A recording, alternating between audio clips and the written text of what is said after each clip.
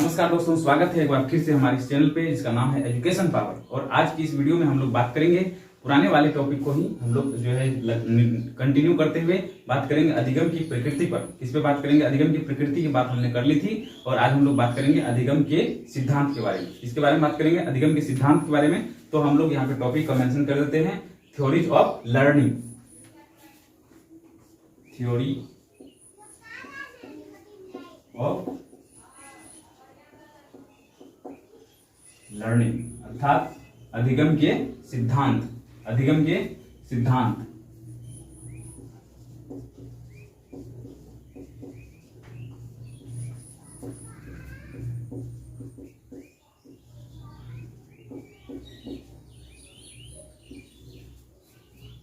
अधिगम के सिद्धांत।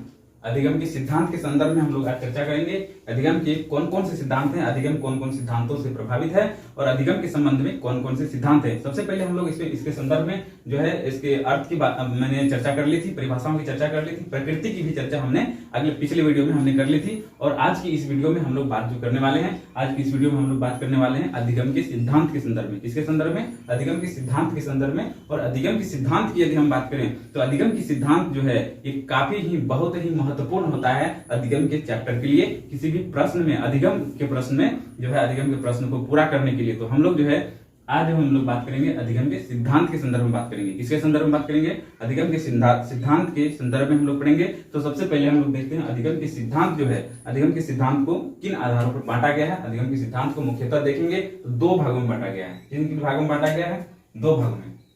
अधिगम के सिद्धांत इसको दो भागों में हम लोग बांटते हैं। देखिए इस प्रकार से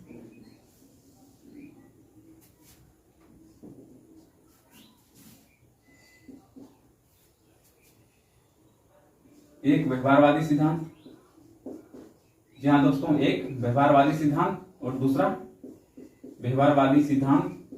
मेरे साथ साथ आप भी दोहराइए या कॉपी का पेज लेकर आप लोग बैठिए और कलम लेकर बैठिए ताकि आप इसको नोट कर सकें। पहला सिद्धांत मैंने कौन सा लिखा? पहला सिद्धांत मैंने लिखा व्यवहारवादी सिद्धांत। जी हाँ, कौन सा सिद्धांत लिखा? व्यवहारवादी सिद्धांत। और दूसरे सिद्धांत की यदि हम बात करें तो यहाँ पे कौन सा सिद्धांत आ जाता है? दूसरे सिद्धांत पे आ जाता है कौन सा सिद्धांत आ जाएगा? संज्ञानवादी सिद्धांत। कौन सा सिद्धांत आ जाएगा? संज्ञानवादी सिद्धांत। संज्ञानवादी सिद्धांत, संज्ञानवादी सिद्धांत। कौन सा सिद्धांत आ जाएगा? संज्ञानवादी सिद्धांत आ जाएगा। किस चीज में? थ्योरी ऑफ लर्निंग की हम बात कर रहे हैं। और थ्योरी ऑफ लर्निंग को दो भागों में बांटा गया है। जी हाँ दोस्तों, ये डायग्राम बहुत ही मस्त है आपके एग्जामिनेशन के लिए। एक बार जरूर आप लोग इसको देखिए और उन दोस्तों को शेयर कीजिए, लाइक कीजिए, सब्सक्राइब कीजिए ताकि जो है सही व्यक्ति को इस वीडियो का लाभ मिल सके। दोस्तों अगर ये चैनल अच्छा लगता है तो मैं आपसे कोई फीस नहीं ले रहा हूं, मैं आपसे कोई चीजें नहीं मांग रहा हूं। आप सिर्फ हमारे इस चैनल को सब्सक्राइब कर देना, लाइक कर देना, इतना ही हमारे लिए काफी है। तो सबसे पहले यहाँ पे थ्योरी ऑफ लर्निंग के अंतर्गत हम लोग यहाँ पे देखते हैं, इसको दो भागों में बांटकर हम लोग पढ़ते हैं। थ्योरी ऑफ लर्निंग को दो भागों में बांटकर देखा जाता है। सिद्धांतिक जो है इसके पक्ष दो होते हैं, एक व्यवहारवादी सिद्धांत है और दूसरा संज्ञानवादी सिद्धांत। व्यवहारवादी सिद्धांत, संज्ञानवादी सिद्धांत कौन कौन से सिद्धांत में बांटा गया है? जी हाँ दोस्तों, इसके बहुत ही वेरी इंपोर्टेंट है। आप इस डायग्राम को बनाएंगे एग्जामिनेशन में, काफी नंबर आपको मिलेगा। देखें यहाँ पे व्यवहारवादी सिद्धांत और दूसरा संज्ञानवादी सिद्धांत। व्यवहारवादी सिद्धांत क्या होता है और संज्ञानवादी सिद्धांत क्या होता है? तो हम लोग यहाँ सिद्धांत के अंतर्गत दो चीजों को हमने देखा कि व्यवहारवादी सिद्धांत है, दूसरा है संज्ञानवादी सिद्धांत। लेकिन अब व्यवहारवादी सिद्धांत को कितने भागों में बांटा गया है और जो है संज्ञानवादी सिद्धांत को कितने भागों में बांटा गया है, हम लोग इसकी चर्चा में भी अभी कर लेते हैं। सबसे पहले देखते हैं व्यवहारवादी सिद्धांत जो है बिहेवियरल थ्योरीज और कॉग्निटिव थ्योरीज, ये दो जो है इसके पार्ट हैं। अब हम लोग बात करते हैं थोड़ी सी इसके संदर्भ में। इसके संदर्भ में हम लोग बात करेंगे कि इसे भी दो भागों में बांटा गया है। पुनर्बलन का सिद्धांत, पुनर्बलन का सिद्धांत, पुनर्बलन का सिद्धांत और अपुनर्बलन का सिद्धांत। और पुनर्बलन का सिद्धांत, अपुनर्बलन का सिद्धांत। इससे भी यहाँ पे स्पष्ट हो रहा है कि पुनर्बलन का सिद्धांत और अपुनर्बलन का सिद्धांत में क्या अंतर है। अपुनर्बलन का सिद्धांत और पुनर्बलन का सिद्धांत में यह अंतर है, इसमें जो है पुनर्बलन का प्रयोग करने वाले जो है मनोवैज्ञानिक है, जो व्यवहारवाद के ही हैं, जो है इसमें पुनर्बलन का प्रयोग किए थे अपने थ्योरी में और इन्होंने पुनर्बलन का प्रयोग नहीं किया था। इसके संदर्भ में हम लोग जानेंगे कि दोनों के अंतर्गत कौन कौन से विद्वान आते हैं, कौन किसने जो है पुनर्बलन का सिद्धांत दिया था, किसने अपुनर्बलन का सिद्धांत दिया था। तो ये जो है हमारे व्यवहारवादी सिद्धांत है, ये कितने भागों में बटा है? 2 भागों में। जी हाँ दोस्तों, ये हमारे 2 भागों में बटा है। साइकोलॉजी में जो हम लोग अधिगम को पढ़ते हैं, मनोविज्ञान शिक्षा मनोविज्ञान में जो हम लोग अधिगम को पढ़ते हैं, अधिगम के अर्थ को पढ़ते हैं, परिभाषाओं को पढ़ते हैं, और इसके बाद जो हम अधिगम के सिद्धांत की ओर जो है प्रवेश किए हैं। अधिगम के सिद्धांत में आप देखेंगे, अधिगम के सिद्धांत में एक सिद्धांत है व्यवहारवादी सिद्धांत और दूसरा सिद्धांत है संज्ञानवादी सिद्धांत। एक सिद्धांत कौन सा सिद्धांत है? व्यवहारवादी, और दूसरा संज्ञानवादी सिद्धांत है। तो व्यवहारवादी सिद्धांत को भी 2 भागों में बांटा गया है। पहला सिद्धांत है पुनर्बलन का सिद्धांत, दूसरा है अपुनर्बलन का सिद्धांत। कौन कौन सिद्धांत है? पुनर्बलन का सिद्धांत और अपुनर्बलन का सिद्धांत। जी हाँ दोस्तों, पुनर्बलन का सिद्धांत और अपुनर्बलन का सिद्धांत। और संज्ञानात्मक सिद्धांत की हम देखें तो संज्ञानात्मक सिद्धांत को भी 2 भागों में बांटा गया है। संज्ञानात्मक सिद्धांत को भी कितने भागों में बांटा गया है? संज्ञानात्मक सिद्धांत को भी 2 भागों में बांटा गया है। एक संज्ञानात्मक सिद्धांत को जो देखें हम यहाँ पे शास्त्रीय संज्ञानात्मक सिद्धांत और आधुनिक संज्ञानात्मक सिद्धांत में इसको बांटा गया है। शास्त्रीय संज्ञानात्मक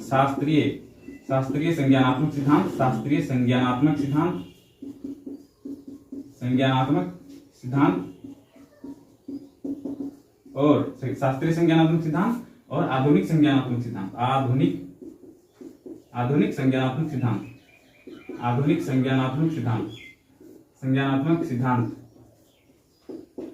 संज्ञानात्मक सिद्धांत में वैसे भी सिद्धांत आते हैं जो बाद में सिद्धांत किए गए हैं, बाद में सिद्धांतों का जो है प्रयोग किया गया था। तो ये सिद्धांत बाद में आया, इसलिए इसको आधुनिक सिद्धांत कहते हैं। और ये जो पहले आया था तो ये शास्त्रीय संज्ञानात्मक सिद्धांत के नाम से जाना जाता है। संज्ञानवादी सिद्धांत को कितने भागों में बांटा जाता है? संज्ञानवादी सिद्धांत को 2 भागों में बांटा जाता है। और जो है व्यवहारवादी सिद्धांत को भी 2 भागों में बांटा जाता है। व्यवहारवादी सिद्धांत को भी कितने भागों में बांटा जाता है?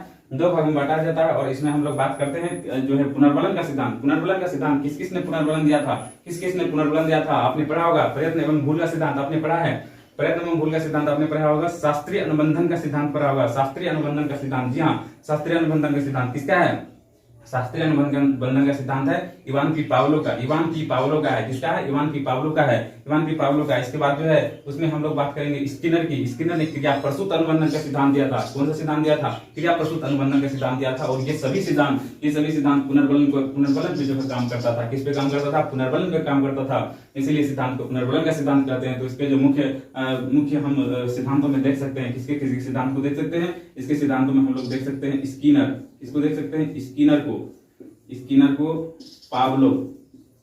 पावलो भी कहते हैं कोई लोग, इसको पावलो नाम है, पावलो।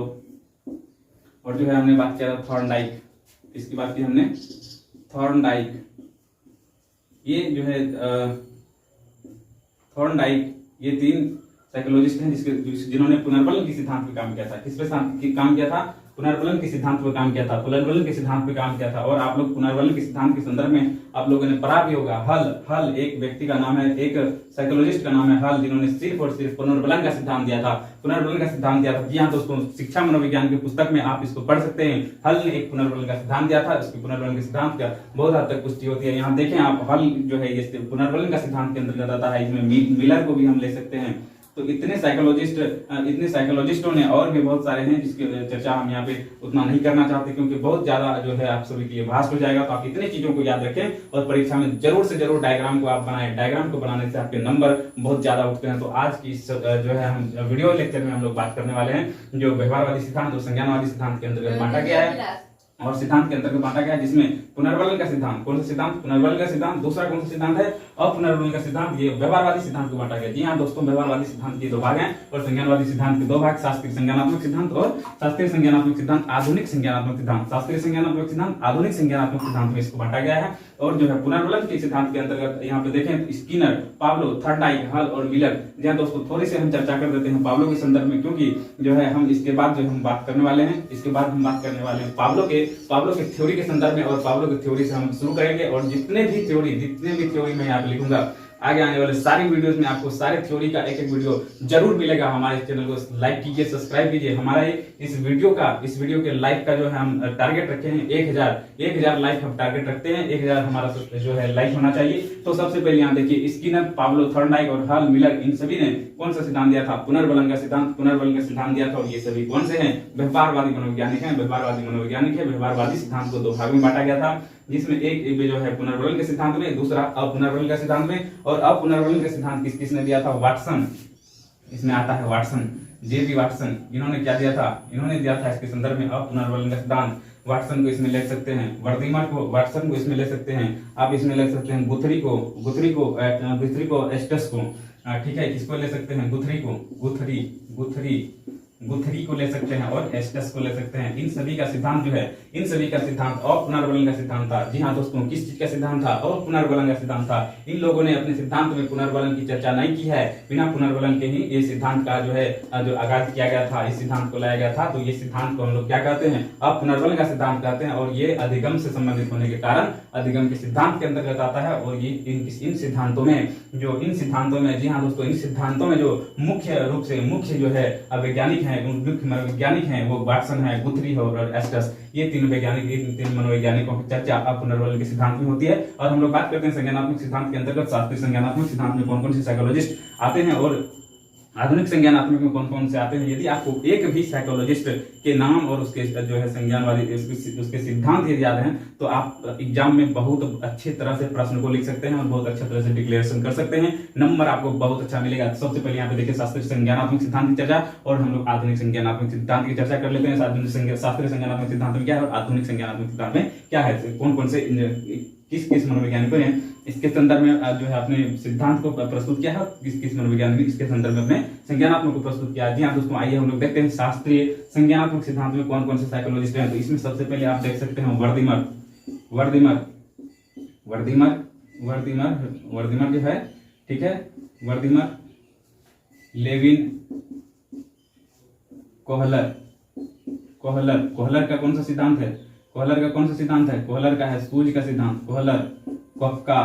कोफ्का। जी हाँ दोस्तों, ये सभी गेस्टाल्टवादी हैं। कौन सा है, गेस्टाल्टवादी जो है वो संज्ञानात्मक के शास्त्रीय सिद्धांत के अंतर्गत शास्त्रीय संज्ञानात्मक सिद्धांत का जो है इन लोगों ने आगाज किया था, जो है वर्दीमर, लेविन, कोहलर, कोफ्का, ठीक है। और इसमें प्याजे भी आता है, प्याजे के संज्ञानात्मक सिद्धांत जो हम लोग पढ़ते हैं, प्याजे के संज्ञानात्मक सिद्धांत, प्याजे भी इसमें आते हैं। तो प्याजे का सिद्धांत भी यदि आपको याद हो तो आप इसको थोड़ा सा डिक्लेरेशन कर देंगे तो आपके एग्जामिनेशन में बहुत आपके प्रश्न बहुत अच्छे बन सकते हैं। तो प्याजे का एक जो संज्ञानात्मक सिद्धांत आप सभी ने पढ़ा ही होगा, हर एक शिक्षा मनोविज्ञान की किताब में ये दिया ही हुआ है। तो प्याजे, और इसमें हम लोग एक और मनोवैज्ञानिक की यहाँ पे बात कर लेते हैं जिसका नाम है टॉलमैन।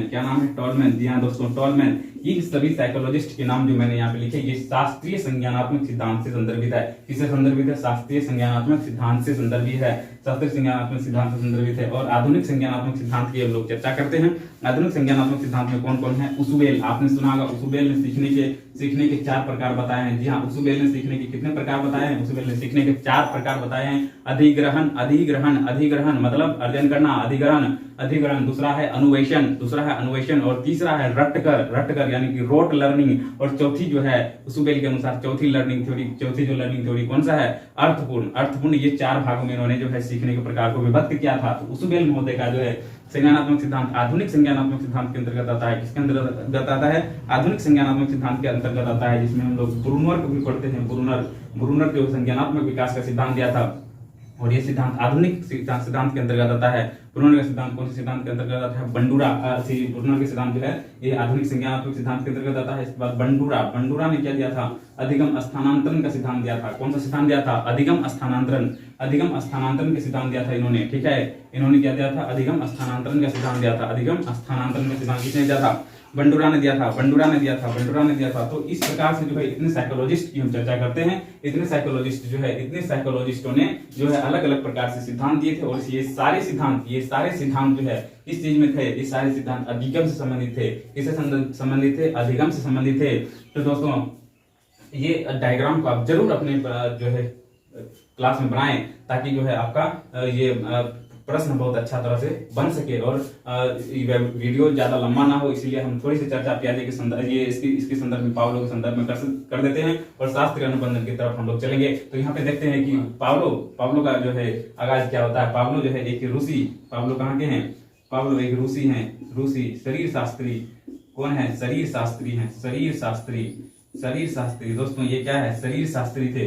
कौन थे, शरीर शास्त्री मनोवैज्ञानिक थे। कहाँ के, रूस के मनोवैज्ञानिक थे, शरीर शास्त्री थे। कौन थे, शरीर शास्त्री थे। और इनके संदर्भ में कहा जाता है, उसका पूरा नाम जो है इवान पी पाब्लो है। क्या नाम है? इवान पी पाब्लो नाम है इसका। पूरा नाम क्या है? इवान पी पाब्लो है। इवान पी पाब्लो, जी हाँ दोस्तों, इवान पी पाब्लो। इसके संदर्भ में कहा जाता है कि 1904 में, कब? 1904 ईस्वी में। 1904 ईस्वी में इन्होंने जो है, उसी 1904 ईस्वी में इन्होंने क्या किया था? पाचन तंत्र पर जो है, पाचन तंत्र के संदर्भ में कुछ जो है सिद्धांत दिए थे। पाचन तंत्र के संबंध में शोध किया था। ठीक है, पाचन तंत्र के संबंध में शोध किया था, जिसके लिए इसे क्या कहा था? 1904 ईस्वी में। 1904 ईस्वी में, जी हाँ दोस्तों, ये मैंने बहुत अच्छे पॉइंट आप सबको बताए हैं। यदि आप इन सभी चीजों को भी एग्जामिनेशन में लिखते हैं तो नंबर बहुत अच्छे आएंगे आपको। और इन सभी चीजों को सीटेट बीटेट के एग्जामिनेशन में भी पूछे जाते हैं, स्टेट या फिर कोई भी टीचिंग एग्जामिनेशन में भी ये पूछे जाते हैं, तो इसको जरूर आप देख लें। यहाँ पे देखिए, रूसी शरीर शास्त्री मनोवैज्ञानिक थे। कौन थे? रूसी शरीर शास्त्री मनोवैज्ञानिक थे, अर्थात रूस के ये निवासी थे। और ये कौन से थे? शरीर शास्त्री मनोवैज्ञानिक थे। ठीक है, शरीर शास्त्री मनोवैज्ञानिक थे, मानव शरीर पर अध्ययन करते थे। इवान पी पाब्लो ने पाचन तंत्र पे अध्ययन किया था। किस पे अध्ययन किया था? पाचन तंत्र पे अध्ययन किया था 1904 में। और ये प्रकाशित हुई थी 1904 में। और 1904 में इसे दिया गया था। क्या दिया गया था? Nobel prize. कौन से प्राइज दिया गई थी? Nobel prize. ठीक है, नोबेल प्राइज इसको दिया गया था 1904 में। तो इवान पी पाब्लो जो है इसके लिए काफी महत्वपूर्ण है। अब हम लोग थोड़ी सी इसके संदर्भ में जो है बहुत सारी बातें हम लोगों ने कर लिया। अब हम लोग थोड़ी पाब्लो के सिद्धांत के संदर्भ में देखेंगे और अगले वीडियो में इसको हम देखते हैं। ये वीडियो थोड़ा लंबा हो रहा है, तब तक के लिए धन्यवाद। आप सभी को वीडियो देखने के लिए धन्यवाद। ज्यादा से ज्यादा लाइक कीजिए, शेयर कीजिए, सब्सक्राइब कीजिए। और जो है हम इस वीडियो का लाइक 1000 लाइक रखे हैं और आप सभी इस लाइक को बढ़ाने में अपना जो है सक्रिय योगदान रखें। धन्यवाद। वीडियो को देखने के लिए बने रहिए हमारे चैनल के साथ। मिलते हैं अगले वीडियो में आप सभी से।